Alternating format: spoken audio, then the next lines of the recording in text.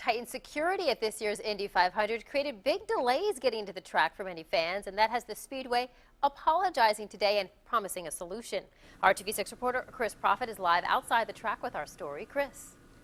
Yeah, Jenna, we first told you about these long lines as they were forming yesterday. Well, today fans were still angered by what Speedway officials call an unacceptable situation. Nearly everyone agrees that Sunday's race was thrilling. One of the best races I've ever seen here. It is.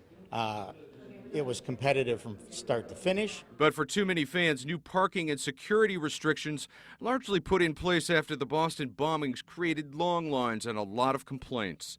And there's truckloads and carloads of grills and coolers and everything else, but because I'm walking, I can't carry that in, which I've done for over 30 years, you know. New restrictions on ice cooler sizes meant that some fans were turned away at the gate, while others, with prepaid parking passes, drove right into the infield parking. The result was massive crowds that snaked into streets at entrances. It wasn't an hour, but it was way longer than I've ever waited before. Police blame the bottleneck on a combination of late arriving fans and more security checking those coolers.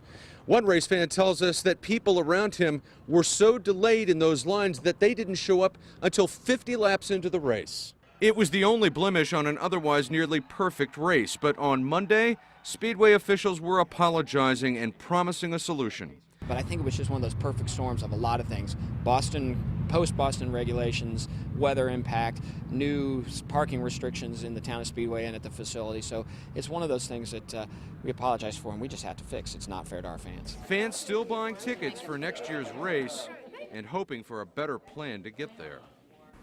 Speedway officials say the solution, whatever it is going to have to balance the safety and security of its fans and also getting them conveniently into the track.